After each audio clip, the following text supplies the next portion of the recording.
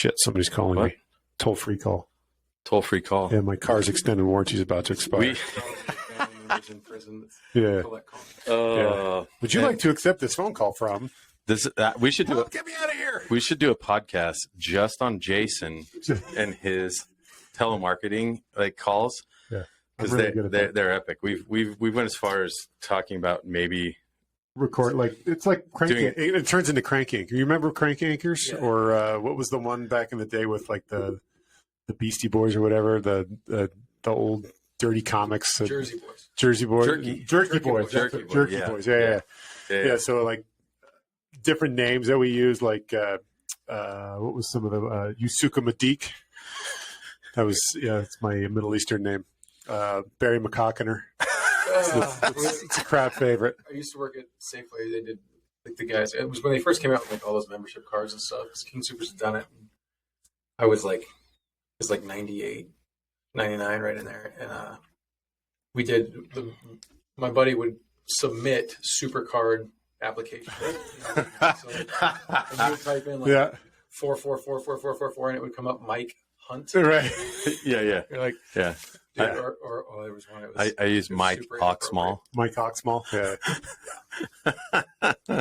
Yeah. Think that's about it's fun because I like to drag them on because usually I'm driving, so I'm like, I got all the time in the world, right? I actually had one guy called me, started in an Indian accent, halfway through the phone call, switched over to an American accent, like his little voice changer had kicked in, and by the time I got to the end of it, I gave him my name, and he was like, all right, and he hung up. Because sometimes I can get past the name part, and they don't blink an eye at it. It's like, all right, here we go. And then they're like, what's your address? And it's usually like 420 Smoking Way or something like that, or something with 42069. And I was like, oh, yeah, that sounds good, And they just hammer away. Yeah. Like, hey, do you like traveling? No. Click. Oh, hey, everybody. Welcome.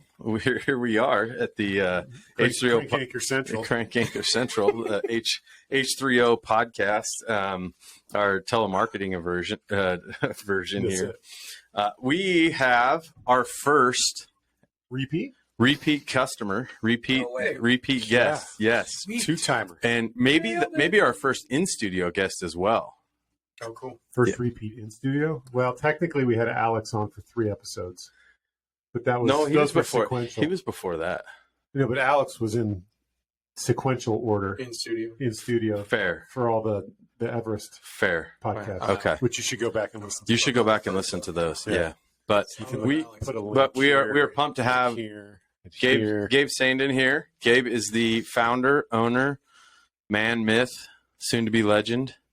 Let's see, we're trying. Thanks to you guys. Ivory Holsters, and it's been fun. We always try to find. We always talk about, man, we got to hang out more. We gotta connect more. He's too busy making holsters. I know. You guys are like he posts great content on social media, and all kinds of crazy stuff. So we're trying to conglomerate into one mass, heaping mass. Honestly, just hunt, hike, harvest, ivoryholster.com. Yeah, do you need to rent space? We need to build a shop. We could get you a shop come here and stamp out some holsters, but or hats, or plastic all the time. Didn't you buy a hat mold? Didn't I see you guys doing that? Buying a hat press? No, we don't have one. No. Oh, okay. No. I thought you were making your own hats too. Us. No. We hired a company to make us some of the leather patch hats. Right. Yeah, that was them. They had posted something on Facebook, and so we just shared it. Gotcha. Nice. That's what I get for just casually scrolling instead of reading. It is for. Just mindless toilet scrolling. Just sit there and just keep going and going and going. Yeah. My wife will walk past every now and again and rap on the door. She's like, "You okay?" I'm like, "Yes, I'm working on perfection here. I'm working." But everybody knows, like, when I'm sending stuff out, it's usually that's where I am doing my deep thinking. Yeah. And they just get like boom, boom, boom, boom. There's like 4. He's always sending me, Instagram videos of stuff like they're never hunting related. Or baseball. They're borderline inappropriate like most of the time. Church or and somebody getting hit in the balls. Infantile humor. Yeah. Yep. But I'm a 41-year-old man stuck in a 12-year-old's body. Yeah. Nice. You're only 41? Yeah. Only. Baby face. Yeah, it looks good. If you shaved, you have to go I back did to high shave school. today. I know, right? So getting to our subject matter, I'm like herding cats over here today. It's been a while, but it's fun. We always talk about, just side kind of parking lot conversations, and we really have no agenda for today other than to just catch up with Gabe. Since if you watched our previous podcast with Gabe, he was early in the Ivory, kind of mission. And now, fast forward to today, you've quit your job.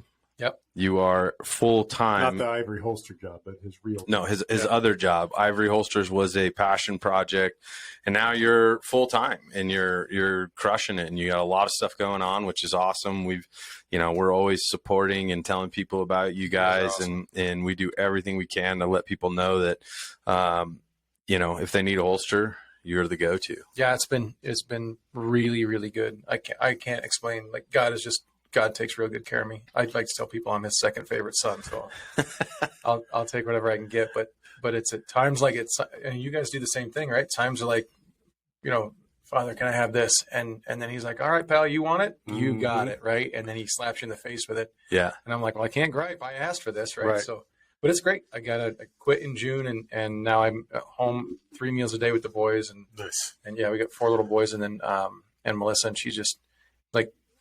It's hectic, but man, it's nice to be at home working, at least as of now, out of the garage. I was gonna say you're still in the garage, right? Yeah, and it's a mess. It's like it's even worse than when you. It's time to like get a real building now. I just put up. I've been for the last 2 days messing with these CNC routers to help zip out some of those shells that we make for the release holster for the knock to it and all that. And I don't know anything about CNC. I'm like. Yeah, I was gonna say it's technical stuff. Yeah, I'm tapping the mold with a hammer to try and get it to line up so that the machine punches hole. It's way more advanced than what I'm used to, but we'll get it squared away. I just need to need to hire somebody or automate. YouTube is a great resource. It's huge. It's just how to use CNC machine. I was on a tear last night on that. I was laying in bed just thinking about all the crap I needed to do today to like get stuff square and yeah, and now I'm like super excited about it. I'm like, I want bigger machines. Yeah. I want to learn. Yeah. So it's awesome. I mean, if we go back, I mean, your first kind of like wedge of getting in the door was, I would say maybe a shot in the dark where you reached out to the guys at XO and you said, hey, I want to make you guys some holsters. And, now we just had a conversation before we got on today. You're kind of part of the family, and you've managed to continue being their go-to, which means obviously in conjunction with obviously their growth, you've seen growth that's run parallel where people are identifying you kind of synonymously with them, so talk a little bit about that and just how that's been a big part of it. And I know in the last calendar year, you guys, as you make that move to go kind of full time, you also started doing trade shows and that kind of thing. So just talk about how that has been instrumental in where you are today. Yeah. I think the thing that's been the most beneficial, and I you hear people talk about like networking and partnership, and I'm always like, that's just an excuse for dudes to get together and drink beer. And it's not. It is. I'm telling you, without guys like you guys and specifically the guys from XO have been so incredibly good to us. We just got back from the Western Hunt Expo in Salt Lake. Yeah. Had a booth there, and the number of people that came over because XO sent them over, and they don't have to do any of this, right? But they put our holster on their pack, which, if I'm honest, it works perfectly for their pack because we designed it with them.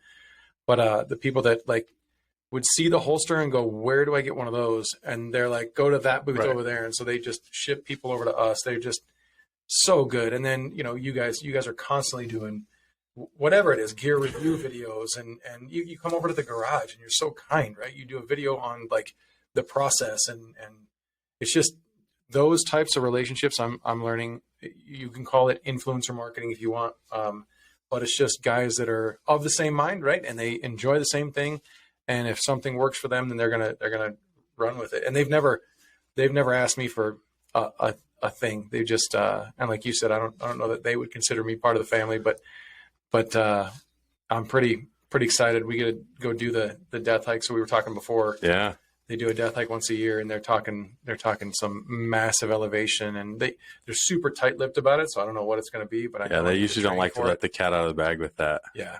So I literally drug a tire around for 35 minutes. And yesterday was there are a couple of guys that that we have friends in common that have a place where you can like prepare yourself for that. Yeah, I just need you guys to fix my knee. That's it.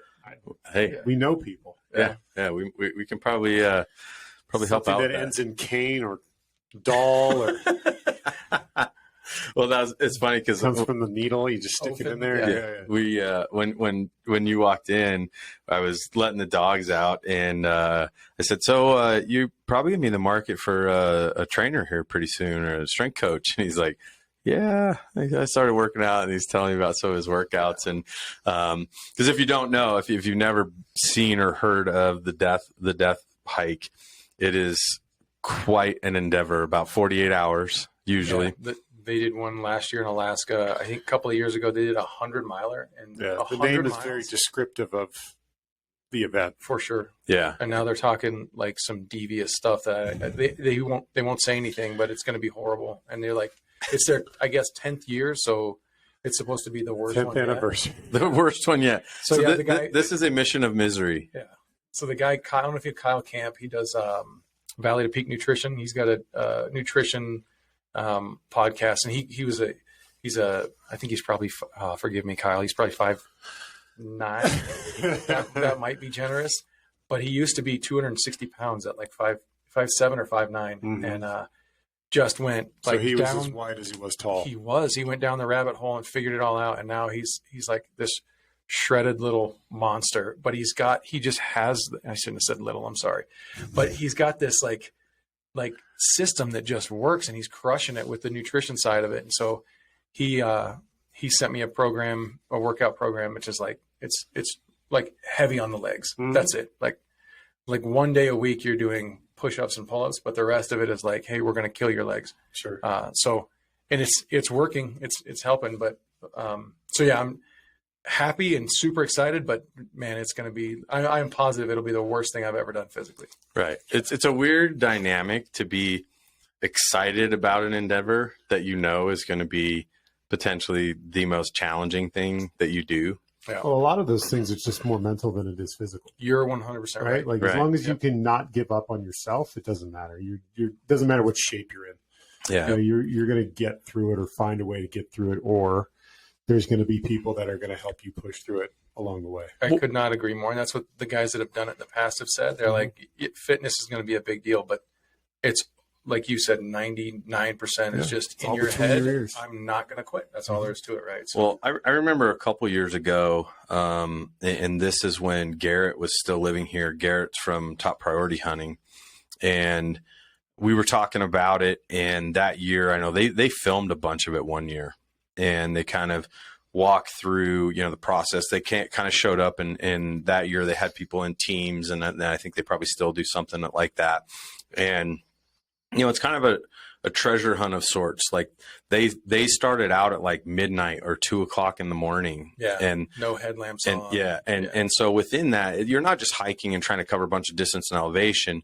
They're going to give you obstacles. And within that, I know it was like, they started out and it was like, oh, you're an idiot. You forgot your batteries. So right. The first 6 hours of this hike, you have to do darkness. You have to do without a headlamp. And they started in the middle of the night. And then it was, they hiked all night long, and then they got to a point where it was, you got to get across this creek, but the creek is just too freaking deep.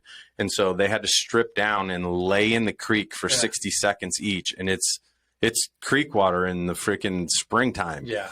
And it was miserable. And I remember like Cody Kellum from Born and Raised, like he was laying there and like the camera was close to him and he was just like, I remember that video. Yep. He was just like shivering and hyperventilating. It's like buds, but for the average outdoorman. Yes, it's exactly what it's like. And then like when Garrett got back from that year, the last part of it was like, okay, well, if you haven't killed a bear, because there was a hunt component where they were supposed to be actually trying to hunt, and no one killed anything. Yeah. And I don't know if anybody ever has on one of these, but for 10 years. And it was like, well, you got to checkpoint D or whatever it was after however many hours of misery, and they're like, if you haven't killed a bear yet, load up all of that, and it was 80 pounds of rocks, and then they had 18 miles left.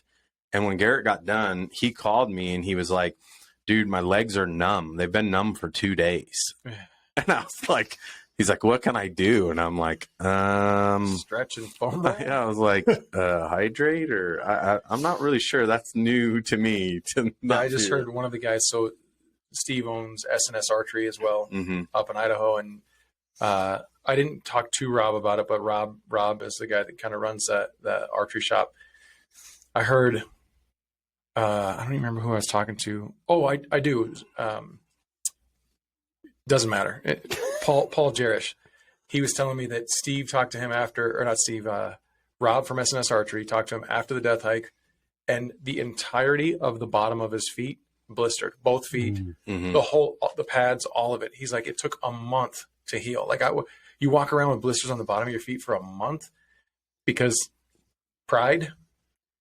And I'm in, right? Yeah, you signed up for that. Yeah, we're painting a really pleasant picture. I'm so excited. You're paying to go get tortured. Yep. Yeah. I'm gonna pay to buy gear and pay to go out there and fly out and it honestly, I mean, you guys, you know it too. So I have a question, but the thing is like being able to test yourself against yourself, because you listen to guys like Jocko Willink and there's just a ton of guys out there that talk about how we are so soft now. Oh yeah. Like it used to be, you had to go out and do something physical so you could eat or provide food for your family. And now we don't have to do that, to the point where we've got such a soft life that we literally pay people to help us torture ourselves, right? You go to a gym, right? Like I got to pay somebody to teach me how to torture myself to get into better shape, right? That's our business. That's crazy. Yeah.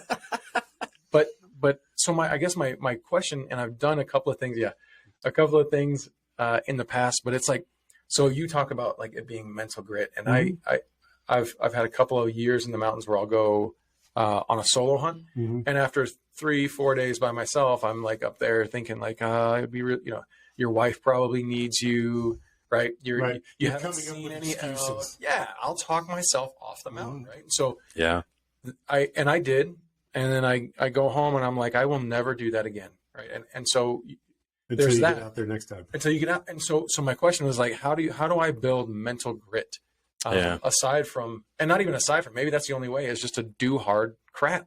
Right. Like, so I would do stuff like, all right, you're a giant wuss in the head. You need to figure out how to toughen up. So I'm like, all right, for the next 90 days, no hot water, cold shower. And I mean like icy cold showers every day, just to build that mental grit. And so to do something like that, I got to have a reason. Like I wasn't working out before the death hike, right? I don't have a good reason anyway, aside from like life longevity and like staying alive for my children and stuff, right? Like I need a reason to do stuff. So I like jump in the shower and I'm like, all right, what's your reason? What's your reason? I got to come up with a reason in my head for this horribly cold shower, but it does help. Those little things help to build mental. I mean, there's breathing routines and things like that. I mean, I've been reading up a lot about and listening to a lot of things about ice baths, cold plunges, cold showers, and how that helps from a mental standpoint. Of the science says you only really need to be in like a cold plunge or bath for like 2 minutes. Like that's the most time you need in there. And in a shower setting, it's like 30 seconds. Yeah, I think it's like. So the plunge is it's like minimum of 2 to 5 minutes, right? And then that's up to your neck. Yeah, in ice that's water, fully submerged, and then you are if you do an additional like 30 seconds of cold with every shower during the week, the amount of anabolic response to that is like really. It lasts like 6 to 8 hours. So they say doing that cold stuff before you do your physical activity, not post, because I guess post it's actually shown to be it shunts that response. It shuts down the hypertrophic response in your body. But if you do it beforehand, you get like all day results from it. So that's like higher, higher dopamine or what is the chemical? Like epinephrine. Epinephrine and that type of stuff that goes Big on words. in your body. Big words. But 30 seconds, I mean, if you've ever been in a cold shower, and obviously you've done this, I'm assuming since you've been talking about it, it's not easy to breathe through that stuff. And there are certain breathing techniques and stuff that can help you. But I think just the idea of set yourself a goal like, hey, I'm going to get up at 6 o'clock every morning and hop in a cold shower. Okay. But you got to actually do it. Right. And then you got to hold yourself accountable to those things. You're exactly right. You know what I mean? But I think from a mental standpoint, it's like, well, fuck, if I can get through 2 minutes up to my neck in 37-degree water, the rest of the day is kind of easy. Right. Then hiking around in the woods for 48 hours shouldn't be all that bad. Yeah, I mean, you see a lot of stuff with that especially where that barrier lies, and like you mentioned, I think all of our creature comforts, right, just always keep us in that buffer zone, right? And as you get outside of that, and there's a lot of contextual ways you can kind of shape up what that looks like, right? Which is, like even to the extent of you saying like, okay, I'm going to quit my job and I'm going full time with this. Like that's getting outside your comfort zone, right? Now you have all these things where you're like, oh boy, I'm on my own now. I don't have anything that says I'm going to get a paycheck in 2 weeks and, those types of things. And then you get into the physical side of it where for most of us, once we reach specific heart rates and things like that, like we just automatically go, oh, that sucks. And then we like back off. Right. I did that this morning almost. Yeah. And I think that's the hard part is that just like with anything, and there's even some interesting research like based around that stuff where I've looked at stuff, for example, like that threshold anaerobic based stuff, which is the worst. It's the most painful, right? Where you start accumulating and seeing higher concentrations of like lactic acid and things like that. And people always go like, oh, like that's the worst. And that's the most painful is when you actually look at people that are of higher training ability, just because they get higher training ability and they've done that more often doesn't mean that they have less. They actually produce more. And what happens is their ability to learn how to deal with it and learn how to actually operate in that level in that zone gets better. Yeah. And it's really realistically what it is. When we ride the bike here, there'll be times when it's like, all right, this sucks, but it's only 30 or 40 seconds.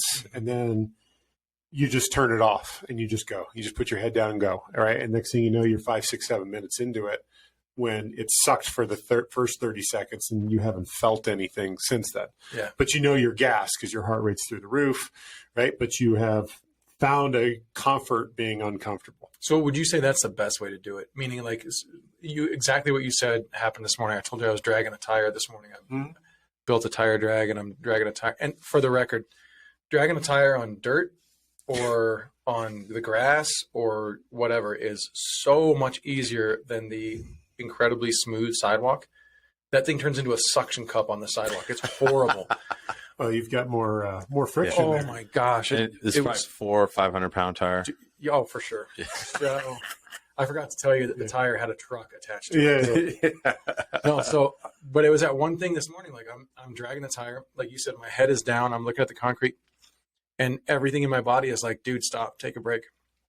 And I had to override it. My head had to go, you can stop when you get to that stop sign 2 blocks away. Then you can take a break. And I was like, I'm not, and I think it was Kobe Bryant. It was such an impressive thing. Kobe Bryant said the words at one point. He goes, I am not negotiating with myself. I'm not doing it. Right. And so I did it the other day with my kid. We were doing the box step ups and we were supposed to do 4 rounds of box step ups for 5 minutes around. And we got to round 3 and I was like, you doing okay? He's like, yeah, I'm good. And he's 11. So of course he's good. The kid's like jumping up the steps, but I'm like, there's that moment where it's like, well, the routine only calls for 3 at the stage we're at right now. You could get away with doing 3.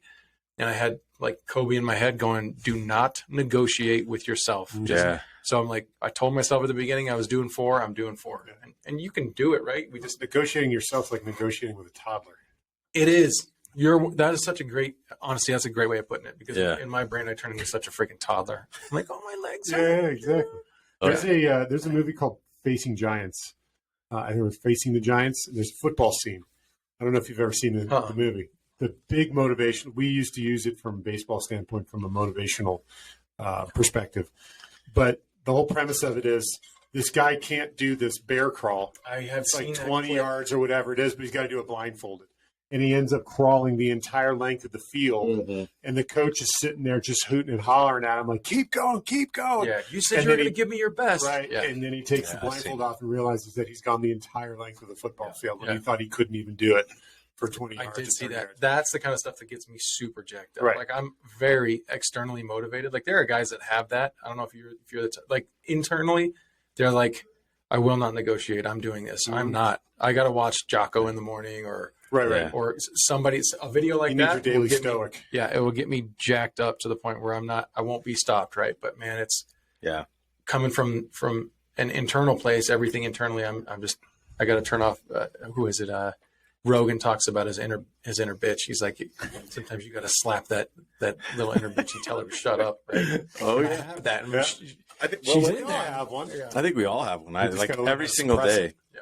Every single day, I like think about stuff and I like look at my day and like I go through things and I have that conversation with myself continuously. Yeah. All the time. Right. And the hard part is then like allowing yourself at least the ability to go, I can still redeem, or I can still do, more next time or tomorrow or whatever, and it's just, I think it's a constant process. But the hardest part is for most people, it's getting started and then it's maintaining consistency. Mm-hmm. And like, we're all guilty of that. I'm guilty of that. Like right now, I've been battling with back issues and some other stuff that's just been crippling me. And so like my inner bitch has been going like, you should go lay down. Right. And I'm like constantly just stretching and rolling and all this. Calling me your inner bitch? Because I think I was the one telling you to go lay down. and like right now I'm sitting there going like, I gotta slap that thing right now. Yeah. Like I gotta work my way out of this, because I know that if I'm gonna ever feel better and if I'm ever gonna, have a better mental state about like where I'm at and what I'm doing, that, you can't give into that. I like my knees bothering me right now. And I'm thinking to myself, like Kyle Camp is like, dude, you're just starting training. You need to take it easy. Like go, not easy. You need to go slow. Don't start like because I just turned 42. Don't go to 100. Yes. Don't go to 100 at your 42. Let it, work your way in. And so I've got to focus on that. But my knee is starting to torque and get real tight. And I'm like, oh, this sucks. And on the inside, I'm going to call it my inner Karen. We'll go inner Karen in case my kids watch this at some point. My inner Karen, she's like, stop. And then I think I have this like Giga Chad takes over. Right. I have this like inner Goggins, which is like, hey, you think you're the first dude to ever run with a knee that was tight? Right. Yeah. Go. Right. And I'm like, so I'm like, or Cam Haynes Karen's or whoever. Like, yes, I am the first person to ever run. I'm the only one to ever feel this ever. Well, I give you an example. I've been working with a guy right now who does mainly like solo hunts, and he reached out to me via email a couple months ago, and I just kind of started getting him up and going. And he has like his home gym, right, which is like so common with everybody now, right? I think COVID was a huge part of that, where everyone's like, I can't go to the gym, so I'm gonna just make my own, right? And I'm like, hey man, just send me what you have. And this guy's like, oh, I've got like chains, and I've got sleds, and I've got a yoke. I like to do strongman stuff, da da da da. And I'm like, holy crap! And he's like, I solo hunt, blah blah blah. And then I come to find out this dude's 67. I love guys like that. And I was like, you magnificent bastard! Absolutely. I was like, that is amazing. I only wish. Yeah, it's guys like that they don't even have an inner Karen anymore. At 67, he's shut her up to the point where all he hears is Goggins. Oh yeah, right? Yeah. And like I get notifications when people complete. Like we have an app for a lot of the workouts and stuff that we send remotely to people, and like I get every day. Tom completed his workout. I'm like, son of a bitch. Right. Like, that guy's crushing it. I'm like, I should get off my ass right now. There's a guy named Russ Meyer, same way. And this guy, I mean, he's an absolute killer. Like the guy, he walks out of his front door and animals drop dead. It's the craziest thing. Just look at him like he kills everything. Time. Yes. He's incredible. But he's one of those guys, like, I was listening to a podcast with him on it. He was talking about how he knew he needed to run that day. It was a part of his workout. He had the option to run on the treadmill or go outside. And it was like blistering cold. Oh, yeah. And it's like snowing. It's a downpour. And he actually went to like go get on the treadmill. And then his inner whatever, Goggins or Jocko chimed in and was like, you get your ass out there and you get in this. And so it was like his second workout of the day. Yeah. And the guy's he might be 60 now. He's well into his 50s. And that's what he actually was one of the guys that completed the death hike. But it's guys like that like, it's one thing for me to do it at 42, right? I can do it for a reason, for a while, but this guy has made it a lifestyle. Like you guys have built a business around like taming your inner Karen. And it's just awesome because I don't want to do it unless I have a really great reason. Tame your inner Karen. I like it. That's good. Yeah. You should see our new shirts. Yeah, I want to see. That's sweet. They're on order. They're on order. Awesome. They're gonna go one of those. Yeah. It might be a little bit. I mean, like you're always very good at like the video where you're like, where's he going with this? And then like you kind of like fire it out with just a little wrinkle of comedy or perspective. And I'm like, yeah, it's and you do it well. I had a buddy tell me, actually another holster maker, he told me one time. So I was at the range at Bar Lake with my kid. Mm-hmm. We're shooting and I set up the camera so I can check form and all that stuff. Right. So we're recording and you see my kid come into the camera view and I sent one and he's 7, I think 8 at the time. And you hear him go, perfect dead nuts on. And I'm like, so I fire a couple more arrows and I didn't laugh, camera's running, but after we shut it down, I shut the camera down and I had to get down to him. So I kneel down and I get to his eye level. I said, okay, buddy, I just want to and you're right. It was a great shot. It was fun. But when you say, which is a term that daddy has used, he didn't get that from mama, right? A term that daddy uses, dead nuts on. I go, what you're actually saying is I had to explain to him that nuts were testicles. And so what you were saying is like dead testicles on. And he's like, why would anyone say that? Why would anyone ever say dead testicles on? And I'm like, I don't know, son. It's a term for accuracy. I don't know where it came from, but that's what you're saying. And now you're in a rabbit hole with your kid.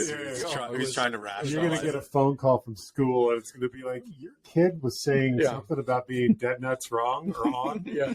And so my buddy, he was like, dude, you have got to put that on a shirt. Like, dead nuts on. Perfect dead nuts on. Like hashtag it. Or, that's like, so funny. You could have an arrow going through a pair of nuts. Right. It would be perfect. Yeah. Dead nuts. Yeah.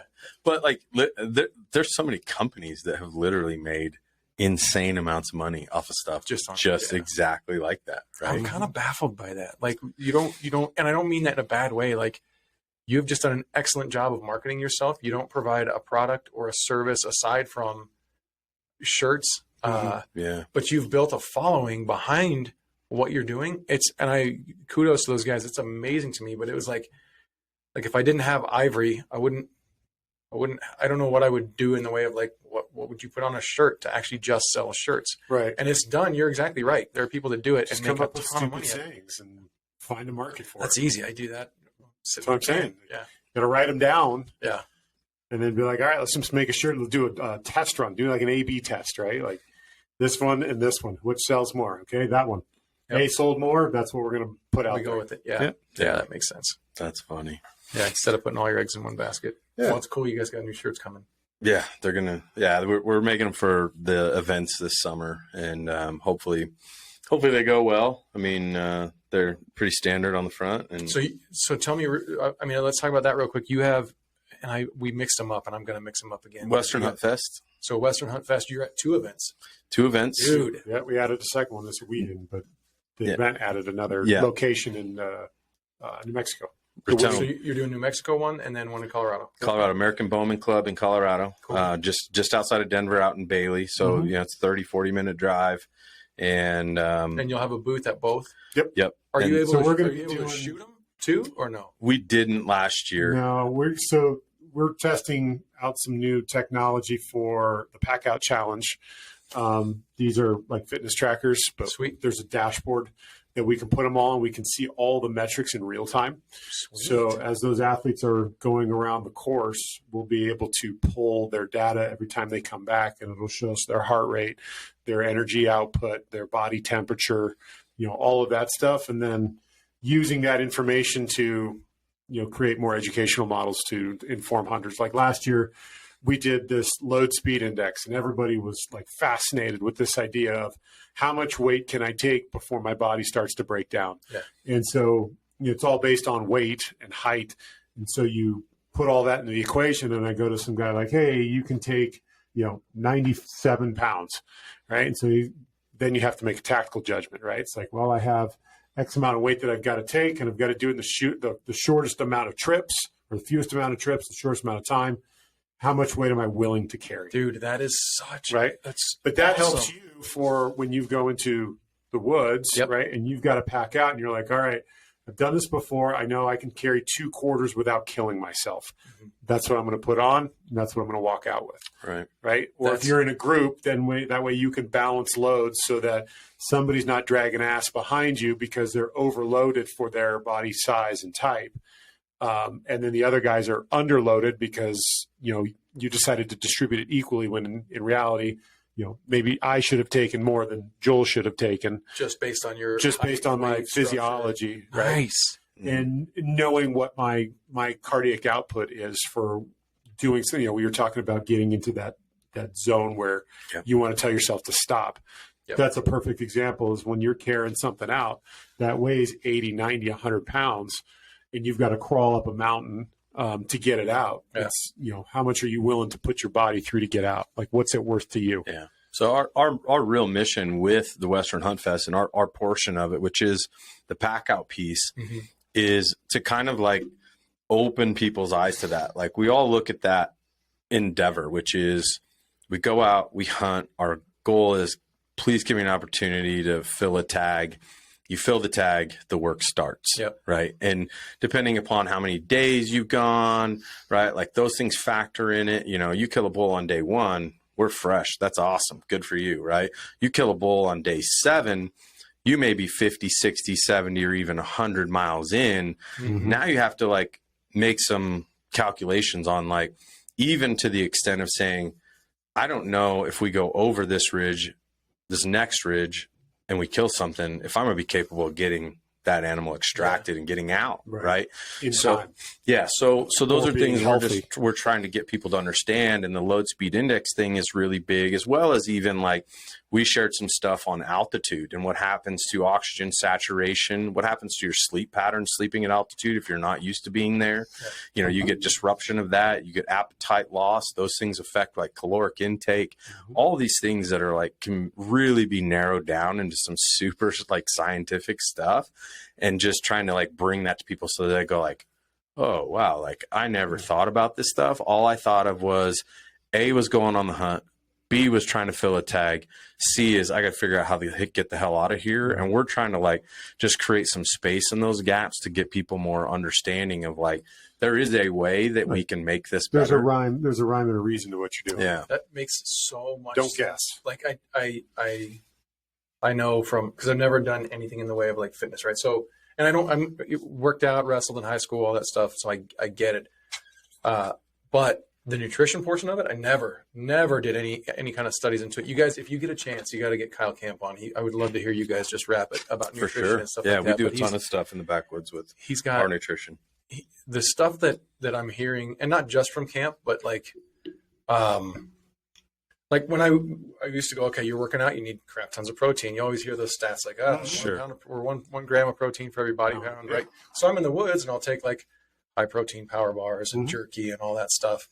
And that just sits in my gut when I'm trying to move, and it's horrible. And so I hear somebody like Camp or one of you guys go, hey, dude, you need to take a sandwich bag full of Tang and 2 pounds of gummy bears, and you will not quit all day long. And I'm like, really? Like all the crap that you would never eat at home on the hill, right? You need to just pack yourself full of that think stuff. About how your body's using those calories, right? Yeah. And you need energy when you're on the mountain. Yeah. We're not trying to build muscle. Exactly. Right. And I never thought, I didn't know that, right? I'm like, oh, you need sugars, you need carbohydrates, you need those things that your body uses as energy. I'm gonna give you an insider piece right here. Yeah, let's hear it. This would be death hike worthy. Go find UCAN, UCAN. Okay. And not an official sponsor, but not an official sponsor. And then also I would begin supplementing beetroot before you go. Really? Mm-hmm. Yeah. Tell me what beetroot does. So beetroot is going to help improve your cardiac output.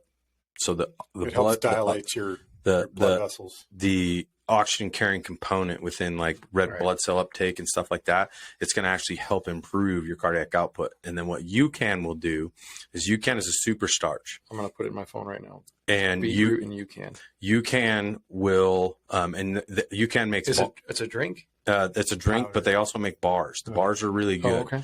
The drink is a bit of an acquired taste, but it's nothing worse than any crappy protein shake, right?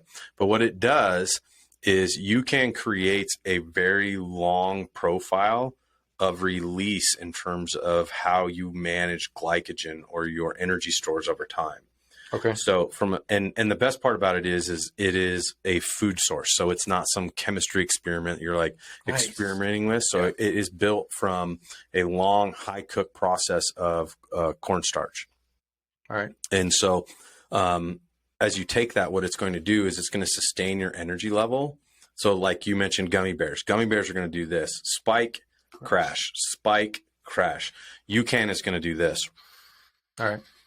Have you, and you've used it and you've seen it used? I mean, obviously you guys have a huge set of data set from all the people you're training, right? You've seen, or maybe even you personally have seen wow, yesterday I could not do this. I know yesterday's relative, right? But 3 weeks ago I could not do this. Now I can. Yeah. Where is that coming from? The only thing I've changed is you can or whatever. Yeah. I've athletes that, on the sports side who they get to the point where when they start using it, they're like, if I don't have that, I'm in trouble because they notice how much their energy is sustained over time. And they have data, research data of elite level runners, PRing in marathons with UCAN and literally only consuming 400 calories. That's unbelievable. Yeah, if you ever go into an NFL locker room, I know my wife has family that works for the Chargers. So whenever they come to town, we get to go help them set up. And so I love seeing what they offer. And they have this giant table. It's about a little bit bigger than this. Mm-hmm. And it's just got everything on there. Proteins and carbohydrates, but there's always a box of UCAN. Really? Yep. And along with some other things, some other hydration options, whether it's, pick your favorite hydrate, Gator Lights or what's that other stuff that's all popular now? Liquid IVs. Yeah, liquid IVs and things like that. But then there's also UCAN bars. And that I remember seeing that for the first time when you were at APC training football players for the NFL Combine. And I was like, what is that stuff? And you're like, you got to try it. Have you guys, while we're on it, have you talked about what you do, where your background is on this podcast before? Has anybody ever at in the hunting realm? I know you have sports podcasts and stuff like that, but does anybody know you're a trainer for the mammoth, right? Yeah. Does anybody know you played for the Rocks? I mean, in the hunting realm, have you put that out there yet?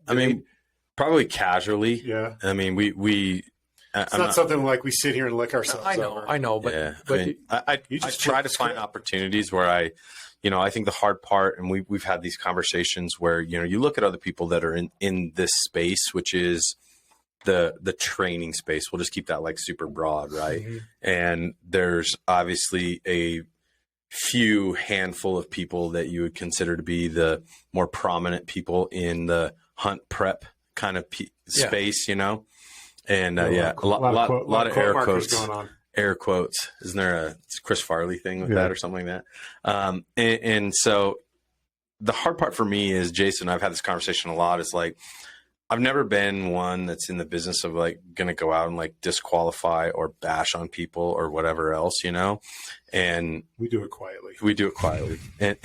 But at the same time, I'm also someone who's going to do my homework. And so I've went out and tried to vet all these people, air quotes again for you. Yeah. And I look at them and say, all right, well, what is their background?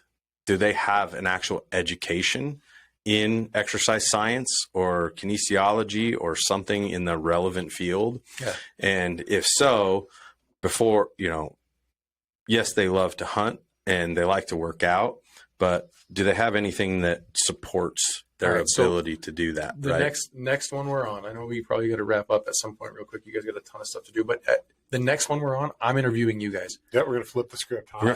I want to so bad because not because you're humble. It'll be the H3O podcast by Ivory Holsters. That's right. Because you're a humble man, and I really believe there's value in people knowing, like you said, right? Mm-hmm. So if somebody doesn't have to go and delve into your background and see what you studied, because there's a podcast out there and they can see, okay, this guy actually knows what he's talking about. You started saying stuff like anabolic earlier, and I was like, you think it's steroids? I'm gonna look stupid, but what the hell's anabolic mean, right? Or I think, but to know, I'm in that same realm, right? Where in my industry, in the baseball world, there are a lot of coaches that use big scientific terms and make themselves sound really smart, like they know what they're talking right? about. But at the end of the day, it just causes confusion. Mm-hmm. And so it's, instead of saying anabolic, right? And, from the world I come from, everyone associates anabolic with steroids. Right, yeah. You don't realize that it's a function of the body. But I think it gets confusing. It turns people off when you start using really scientific-y terms, right? If you can use more layman terms to describe those processes, it becomes easier to digest to you as the general public, For sure. right? Somebody who maybe doesn't know much about strength and conditioning, right? If you start throwing out, vasodilating, anabolic processes, parasympathetic, this, that, and the other, you're just going to tune out because it doesn't mean anything to you. Those words don't process. Yeah, which for guys like you and Kyle Camp, you guys get together and talk all that stuff, it would be such an awesome conversation. But for guys like me, I want you to tell me, dude, you need to drag a tire every day for 60 minutes. Right. And then you need to eat gummy bears and drink UCAN. That's it. Yeah. That's all I want. Right. Well, and I think there's something to be said to that too, right? Like people talk about how do you convey your message and how do you get people to understand, right? And I think there's a saying that kind of has context to that, which is like, how can you tell someone something that's super complex in the most simplistic way that they understand what you mean without acting as if you're better than them or super wordy. I'm not talking down to you. Well, especially if you're passionate about it too, right? If you love it, like you want them to know the things that you know. For sure. Yeah. Right. And that's where I think, Joel knows more of the scientific-y stuff.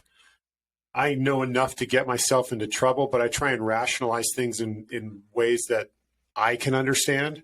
And then I like to take that information and pass it down. So I'm kind of like the middleman between the common man and the science man. I think he helps sometimes because like I'll start putting things together and then like I run it by him and then he becomes sometimes the voice behind that where he's kind of like, what the fuck? What was that? That doesn't mean anything to me, right? And he'll help me build it out in a deliverable and digestible fashion where it's like, well, if I don't understand that, then you're not going to, and the next person, whatever. And to me, that's where it becomes, marketable, right? Where it's like, I'm trying to find ways to get people to understand these things. And yes, like my background and all that stuff, as you mentioned, right? Like this has literally been my career. This is what I do. 20 years, 2 degrees in exercise science. I've worked with all levels of athletes, from young kids all the way up to, most of the athletes I deal with now are, somewhat high school and things like that, but, professional and Olympic and things like that. Yeah. That's been my whole career. And my passion for hunting has always been there. And my career in what I actually do for a living became how we built and started this venture of H3O, which was like, I know that this part of it has some value in what I really love to do on this side, right? And how can we start like bringing that together?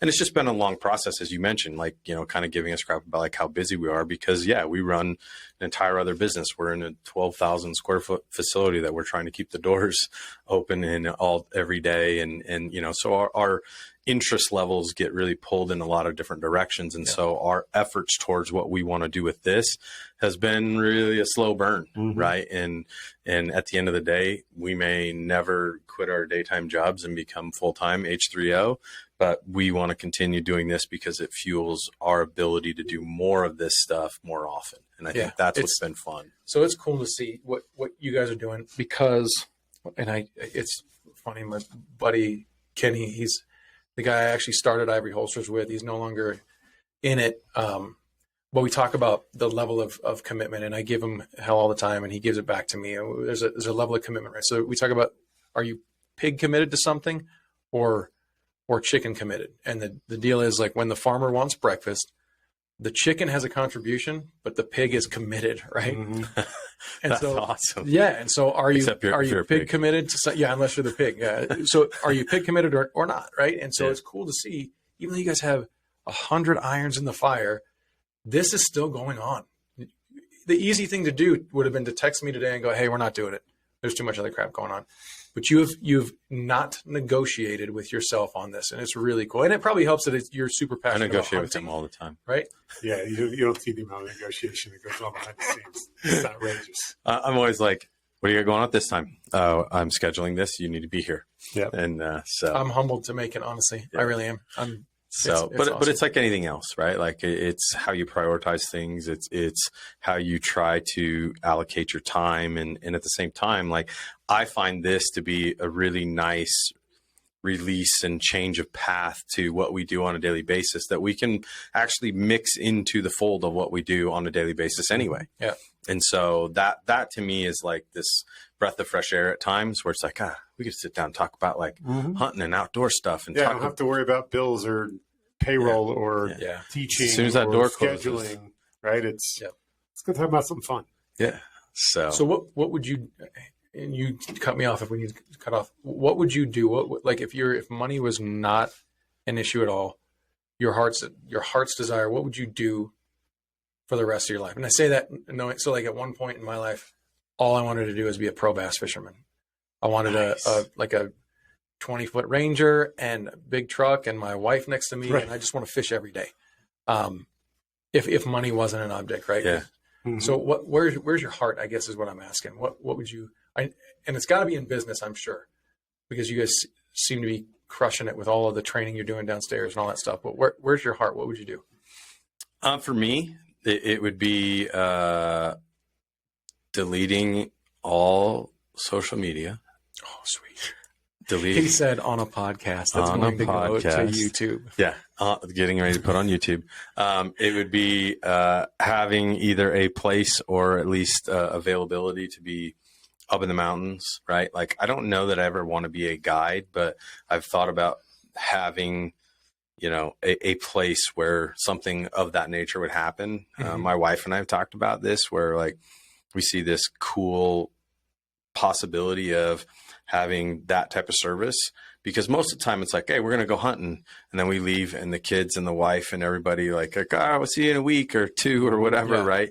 And we've talked about creating an environment where both of those worlds come together, where it's like the girls go do pedicures and do girly things and coffee and whatever. Dude, that's smart. And building a lodge that would be bringing everyone, and the women can do all of the girly stuff at the lodge, and there's activities, and there's hot yoga, and there's massage, and there's spa and all that kind of crap. Mm-hmm. And then the men go hunt and fish and get outdoors, and there's hiking, and there's all these other things. And then at night you come together and there's entertainment. Right. How great of an idea. When I say that, like, there are men that would pay you whatever you want to have that, because honestly, like, I feel bad. And entertain their wives. I leave my house for 7 days, 10 days, yeah. And I leave her with four boys. Mm-hmm.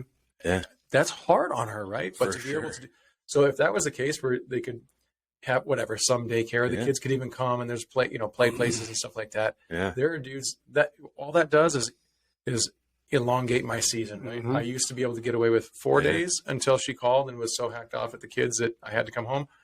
Now I've put her in a place. I'll pay whatever it costs. Right. Right. I've put her in a place where I know they're safe. I get to be with them at night.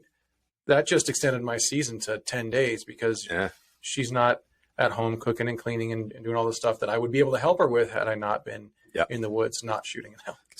So you say like pipe dream, like to me, I like it. That would be the best. All right. Yeah. That's awesome, dude. That's a great idea. Someone's going to steal that. So for all of our 20 or 30 podcast, 20 or 30 listeners, they'll hopefully not one of them has pockets for that. Where's your heart? I'd be a big league pitching coach. Yeah? Yep. I love the hunting and outdoors and fishing stuff, but baseball's my passion. He's a baseball nerd. I'd be like Leo Mazzoni. I'd be sitting on the bench, fucking rocking back and forth, like just, watching guys pining over every pitch. Yeah. I mean, that would be me. That's awesome. I love doing it here. It's what I love about this place that we're in. It's the business side and all that other stuff just kind of weighs the short version of my answer is if I had that ability and I didn't have to worry about any other stuff, I always tell people you'd never see me again. Yep. Dude, I'd want to be. Awesome. I'd want to be in a big league roster. Has it been like that since you were a kid? Oh yeah. The first time I can tell you, I remember the first time I grew up in LA. So we used to go to Dodger games all the time. Hunting. Yeah, lots of urban. Yeah.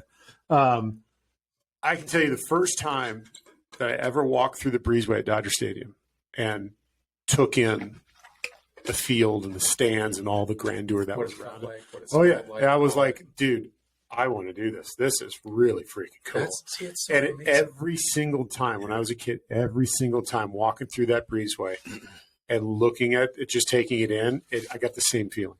Yeah. And it's no different today. Like if I get an opportunity to go down to Coors Field and do an event down there, I am always blown away by just the sheer magnitude of the building that you're in. And then obviously knowing what happens in that building on a nightly basis, it all still gives me the same feeling. And see, I think for That's me, incredible. I've had, that part of it, which is like, I work for a professional sports team and I've traveled with them for over a decade, where I'm on the road. I'm in Toronto, I'm in Fort Worth, I'm in San Diego, I'm in Vancouver, and I've done that for so long where I've just been entrenched into that. And I know you did that as well, where like there's a part of it where for me, I think some of that has kind of like subsided where I was so like about how unique that was and like how exclusive that is and how it still is. Right. Yeah. And there's something to that where I see people talk to people and like, even like buddies, that aren't in that, that are the fans, right? The NFL fan, the Major League Baseball fan, in our case, like the lacrosse fan. And like, you see how they like, their perception of that. And it seems so like untouchable and so like, oh my gosh to them. Right. Yeah. And I think the hunting industry is that same way, right? Yeah, a lot of the guys for want to sure work in the hunting industry, but and I until think they that's actually work in the hunting industry. Yeah.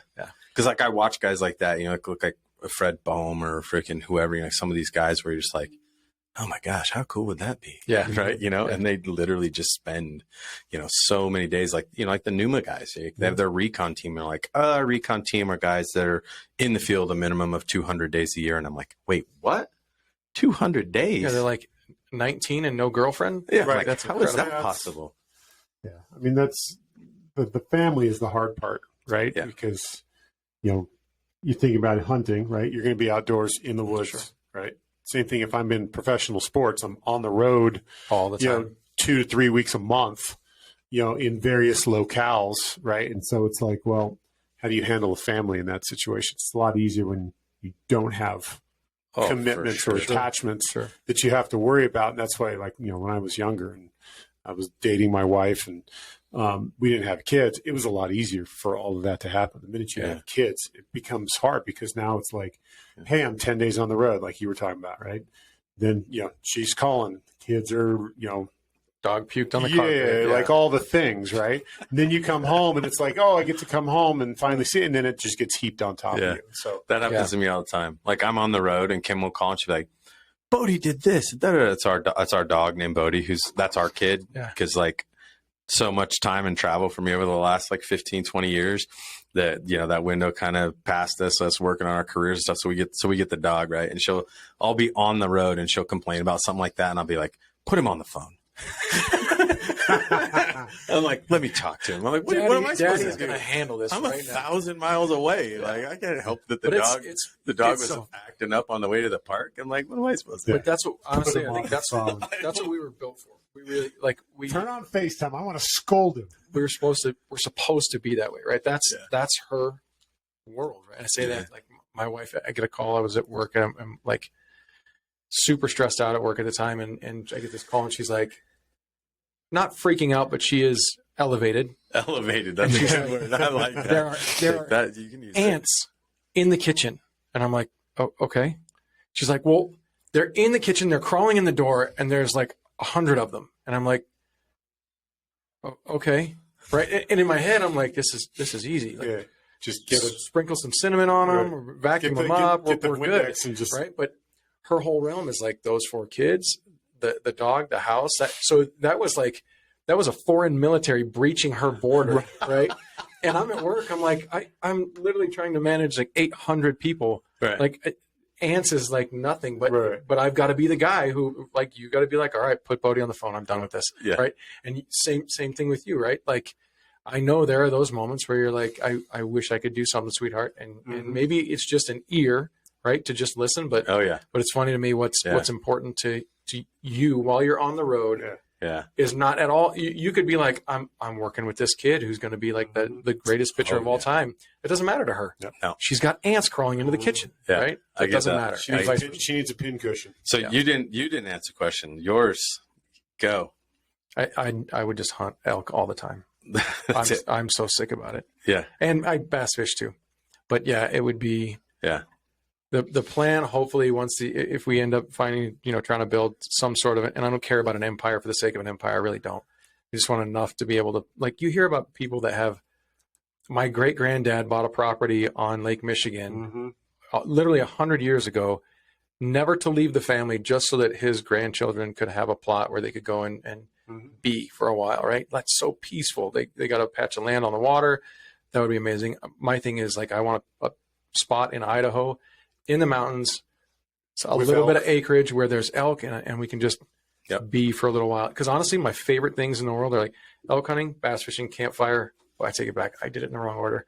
It's God, my wife, then elk hunting, bass fishing, campfire, and whiskey. Like, I love sitting around at the TAC with you guys. What a great time. Yeah. I had to delete that recorded podcast because of all the stuff that we had talked about that should never get out. Right. But dude, what happens in the clubhouse? Oh, I was like, I deleted it. I'm like, but that is like, that's where my heart is. My heart is sitting around a campfire with a whiskey or a crappy beers with family and friends.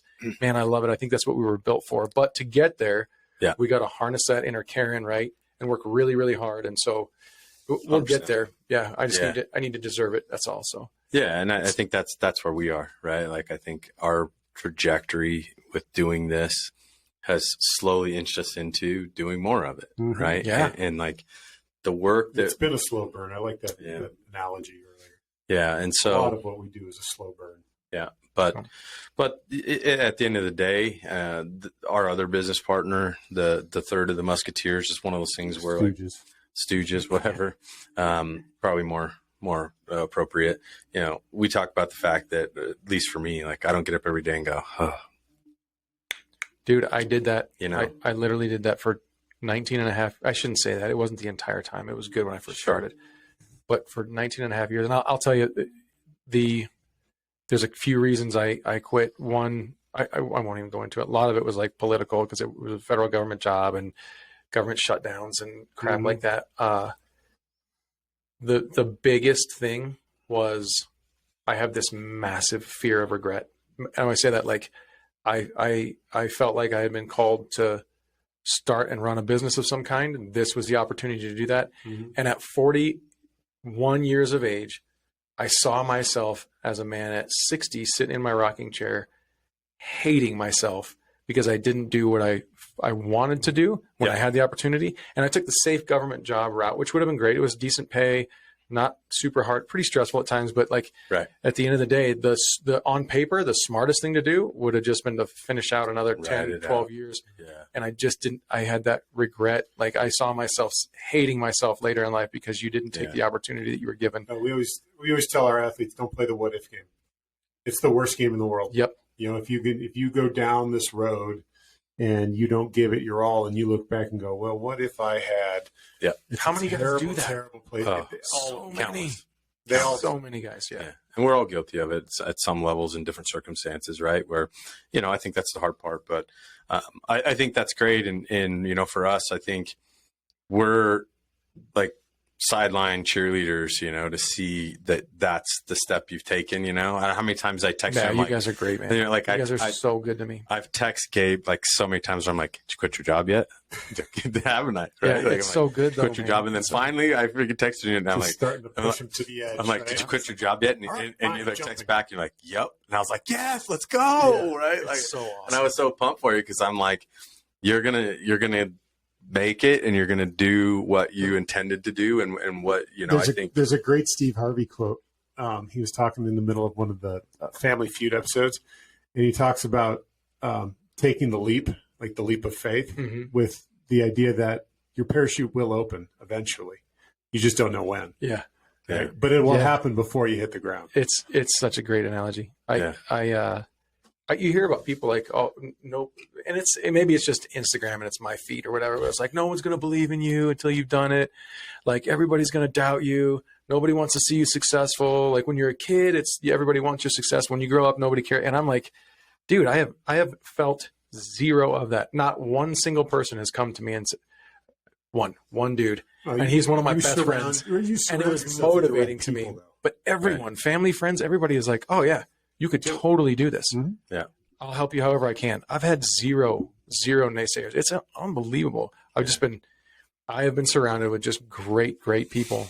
Well, I think there's something to be said with that too, right? Which is, that's a huge part of most people's success, right? If you who you surround yourself with and your circle, a lot of times dictates where you go and how you end up. Yep. There's a saying that goes, you're the sum of the 5 people that you associate with the most. Mm-hmm. Yep. And that's like even biblical, right? Like you hang out with trashy people, as good as a person as you might be, you will become a trashy person. You want to be rich? Mm-hmm. Hang out with rich folks.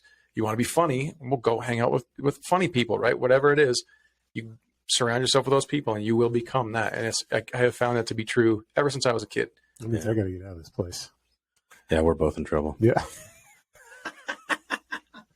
Well, on that note, cool. Well, man, hey, it's so good to catch up with you. Thank you for coming, guys. Thank you so much. And I think we could do one of these like once a week, and it would never get old. And so, as I think we've always said, anytime you want to come over, the next time I come over, we should do the next one from your garage while you're building shells. I'm in. Let's do it. But I want it to be. I honestly, I want to interview you guys next time. Wherever, I don't care where it is. Tell you what, we'll build holsters while you interview us. That would be awesome. It'll be like like a Hot Ones episode. Eat a wing and see the edges of those fingers. The fingers worn thin. Like it would be awesome. So what do we have? We got 350-degree plastic, hot wings, and toxic gases. Yeah, let's do it. Talk about it. Sounds dangerous. I'm in. Yeah. If you don't know, Ivory Holsters, the work, the craftsmanship, just the mission. IvoryHolsters.com. How do we find you? Yeah, that's it. Yeah, we'll provide Instagram at Ivory Holsters. Yeah. Not only good Facebook holsters, Facebook, but follow him on Instagram. You got a TikTok yet? I did. I shut it down. Too much Chinese propaganda for you. That's right. I don't want this tracking all my crap. Bastards. Shut it down. So YouTube, I need to get more active on Twitter, honestly, because Twitter's cesspool. You want to find negative people? Go on Twitter. I'm with you. It's a cesspool of humanity. My thing is like, and I have it. Facebook, Instagram, well, and even YouTube, right? Anything that has to do with guns. Yeah, it all gets. They're trying to squash all that, so it's a little, and you can navigate it. It's all free. I can't gripe about it, right? Right. For sure. Big deal. But you signed the user agreement. You're darn right I did. Yeah. Not the one for you TikTok, didn't read it, but you just clicked it and you said, all right, let's go. Yeah. 0 people read it. So cool. All right, guys, thank you very much. Appreciate thank you coming in. Yeah, of course. See you guys next time.